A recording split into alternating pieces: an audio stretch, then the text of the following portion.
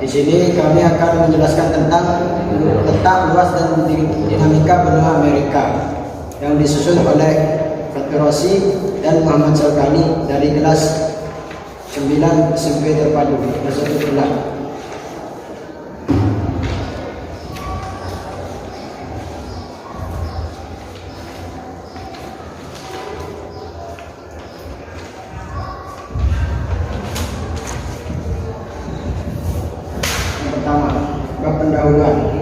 Benua Amerika. Benua Amerika terletak di belahan bumi bagian barat, merupakan benua terbesar kedua setelah benua Asia.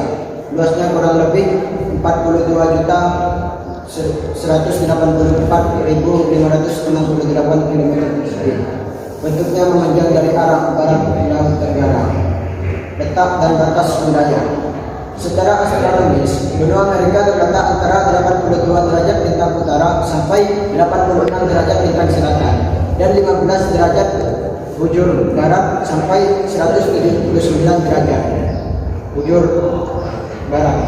Secara geografis, di sebelah utara dibatasi oleh laut Greenland, di sebelah timur dibatasi oleh Samudra Atlantik dengan beberapa patung, yaitu Brazil. Benua Amerika terbagi atas beberapa wilayah yang terdiri dari atas Amerika Utara, Amerika Tengah, dan Amerika Selatan. Amerika Utara terdiri dari dua negara, yaitu Kanada dan Amerika Serikat. Amerika Tengah merupakan daratan sempit mulai dari Meksiko hingga pertemuan wilayah dengan Amerika Selatan. Di sebelah utara Amerika Selatan dibatasi oleh negara Panama dan Laut Karibia.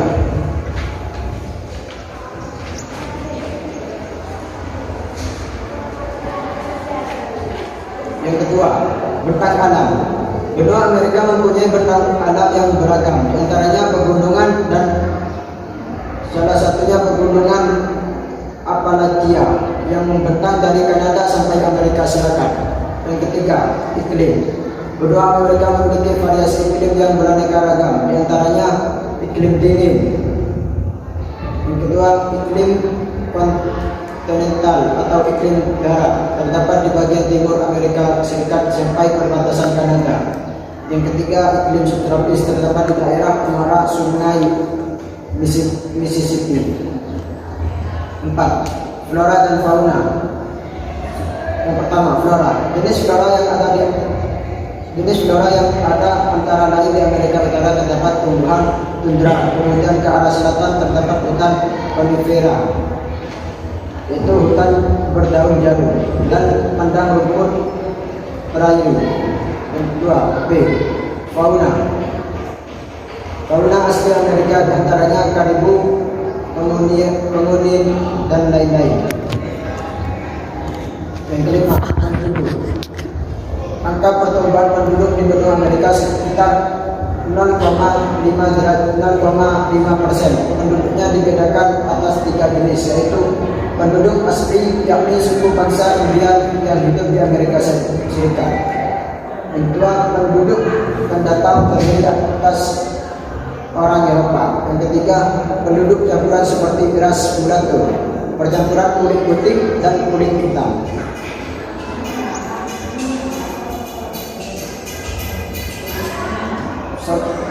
Samudra Pasifik. Samudra Pasifik merupakan samudra terluas dan terdalam di dunia.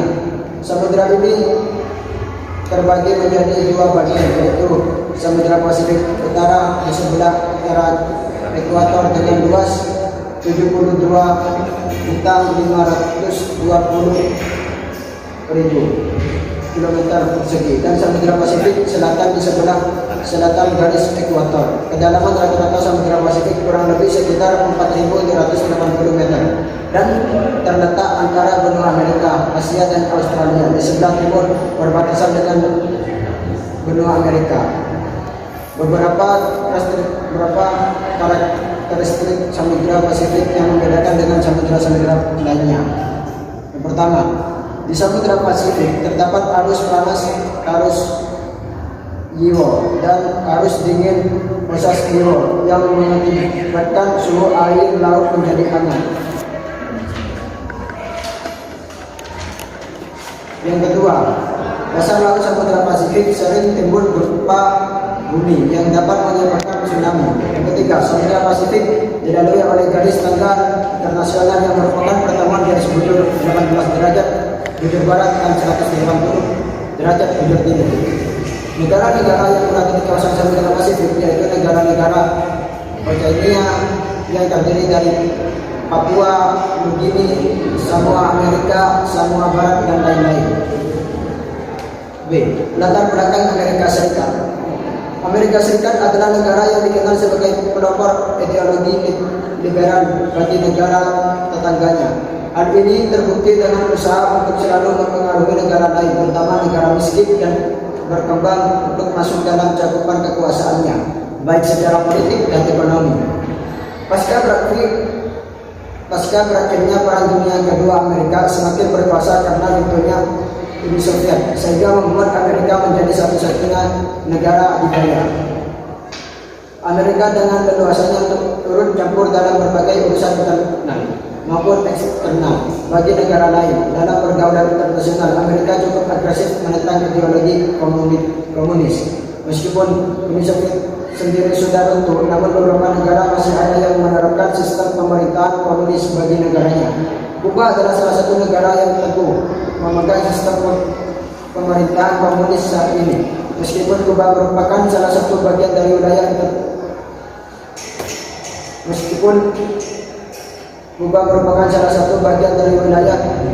teritorial benua Amerika, hal tersebut tidak membuat sistem komunis pudar dalam pemerintahannya. Pada mulanya, Amerika dan Kuba pernah menjalin hubungan yang harmonis. Dan sejarah menuliskan bahwa dengan adanya bantuan dari Amerika, negara Kuba dapat memperoleh kemerdekaan atas penjajahan kolonialisme Spanyol. Intervensi Amerika bermula pasca kemerdekaan negara Kuba dengan mengajukan berbagai syarat seperti memasukkan amandemen ke dalam konstitusinya dan menjadikan Kuba sebagai negara jajahan baru bagi Amerika Serikat. Kepemimpinan Kuba diwarnai oleh pergantian presiden, namun dalam pemerintahannya Fulgencio Batista terjadi revolusi rakyat Kuba agar dapat terlepas dari pengaruh Amerika yang dipimpin oleh Fidel Castro. Dalam usahanya tersebut memberikan celah bagi Uni Soviet untuk menjalin hubungan dengan Kuba dan menyatakan diri sebagai negara komunis sebagai rival Amerika Serikat. Dengan kemenangan pergerakan revolusi yang dipimpin oleh Fidel Castro dan dari bantuan oleh Uni Soviet menandakan berakhirnya kekuasaan Amerika terhadap Kuba. Pemerintahan Amerika menerapkan sistem embargo terhadap Kuba yang dimulai sejak tahun 1960-an. Amerika secara progresif menerapkan undang-undang yang bertujuan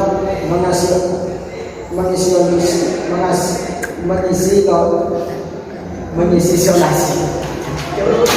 Telok. Pembahasan selanjutnya akan dijelaskan oleh Muhammad Samkani. Oke, yang selanjutnya rumusan masalah. Dengan melihat latar belakang masalah di atas, penulis dapat merumuskan masalah, yaitu mengapa Amerika Serikat di bawah kepemimpinan Barack Obama mengubah kebijakan luar negeri terhadap Kuba. Tujuannya dalam penelitian ini adalah menjelaskan mengenai alasan perubahan kebijakan politik luar negeri Amerika Serikat terhadap Kuba era Barack Obama. Dalam penelitian ini terdapat dua manfaat, yaitu manfaat secara praktis dan manfaat secara akademis. Manfaat praktis yaitu dapat menjadi referensi di bidang akademis dan menjadi dasar dari pengembangan penelitian selanjutnya. Fenomena terkait perubahan kebijakan luar negeri yang terjadi di Amerika Serikat terhadap Kuba di era Barack Obama bukanlah satu-satunya fenomena yang ada, melainkan ada banyak isu yang lain-lain yang terkait. Yang kedua, manfaat akademis. Secara akademis, penelitian ini berguna untuk memperluas kajian dan wacana dalam disiplin ilmu hubungan internasional. Bab yang kedua, pembahasan. Dalam masa 100 hari pertamanya, tentunya melihat penampilan seorang presiden Amerika yang jauh berbeda dari presiden sebelumnya. George Walker Bush menghajarkan dirinya sebagai pemimpin. Perang strategi modern saat mengamalkan perang melawan terorisme. Bush memasangkan diri sebagai orang yang hanya mau tahu apa yang ada dalam benaknya sendiri, apa yang inginkan dan bagaimana itu diwujudkan, apapun alasannya. Bahkan ketika alasan itu pun terbukti ketidakbenarannya, dan Bush bukan satu-satunya presiden Amerika juga yang seperti itu. Dan dalam rentang waktu setelah PD2 hingga saat ini AS telah bertambah lagi dengan perang yang dikorbankan George Lucas di Afghanistan dan Irak di awal abad ke-21. Laksana 2009. Bab 3 penutup. Kesimpulannya, benua Amerika merupakan benua terbesar kedua setelah benua Asia dan memiliki batas wilayah tertentu serta bentang alam, iklim, flora dan fauna yang beraneka ragam. Semenjak terpilih menjadi presiden, Barack Obama mengubah arah kebijakan luar negeri Amerika Serikat berbeda dengan pemerintah sebelumnya. Sarannya yaitu guru pembimbing mata pelajaran IPS dapat menjadikan makalah ini sebagai bahan acuan ajaran. Dengan makalah ini, para siswa diharapkan dapat menjadikan makalah ini sebagai sumber referensi pembelajaran.